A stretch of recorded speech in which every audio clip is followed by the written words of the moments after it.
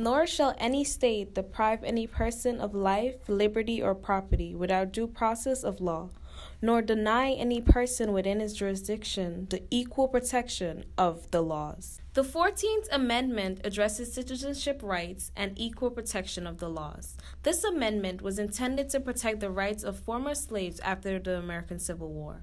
Ratified on July 9, 1868, the 14th Amendment, along with the 13th and 15th Amendments, are collectively known as the Reconstruction Amendments. The 14th Amendment consists of 5 sections.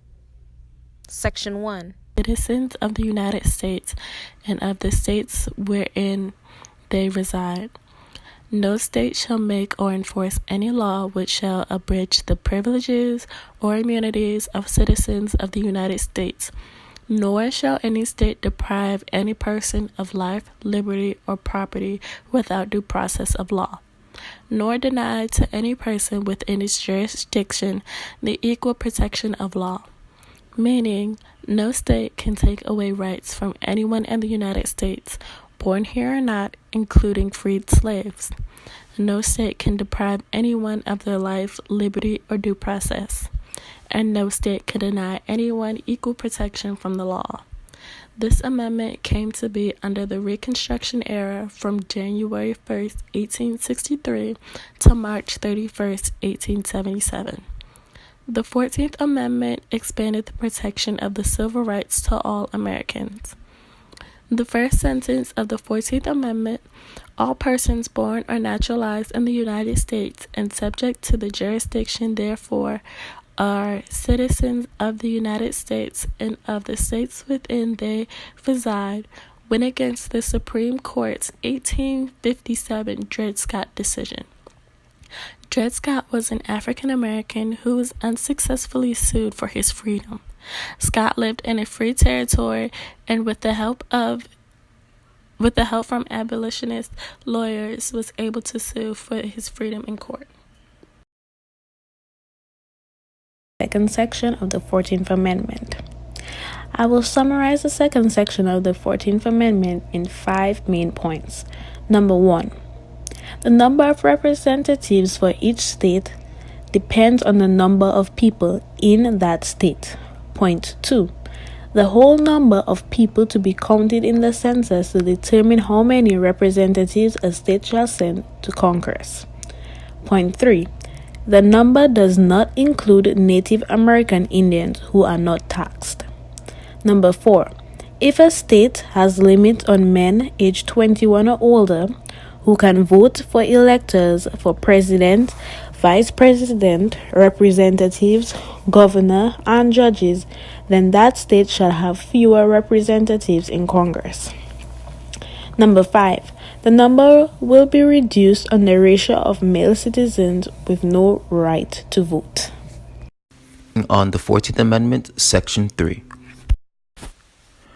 According to the Legal Information Institute, Section 3 of the 14th Amendment states that no person shall be a senator or representative in Congress or elector of president and vice president or hold any office, civil or military, under the United States or any state who, having previously taken oath as a member of Congress or as any officer in the United States.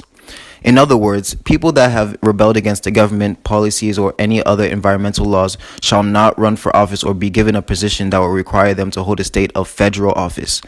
Examples of Section 3 would be the Battle of Athens, the Battle of Blair Mountains, and the Wilmington Insurrection of 1898.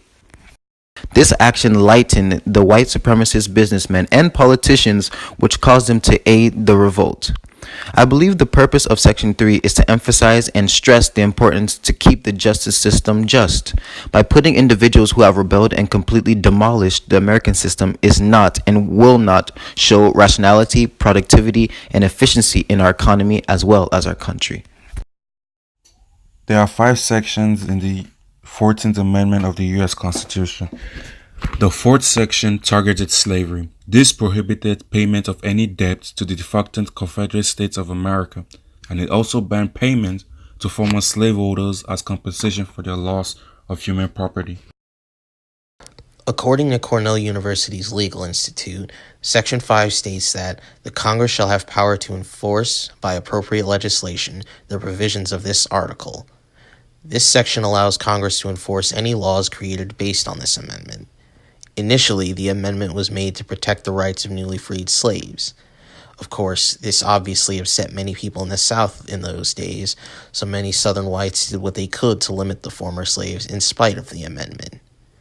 In response, Congress decided that Section 5 was necessary to show how serious they were about the 14th Amendment.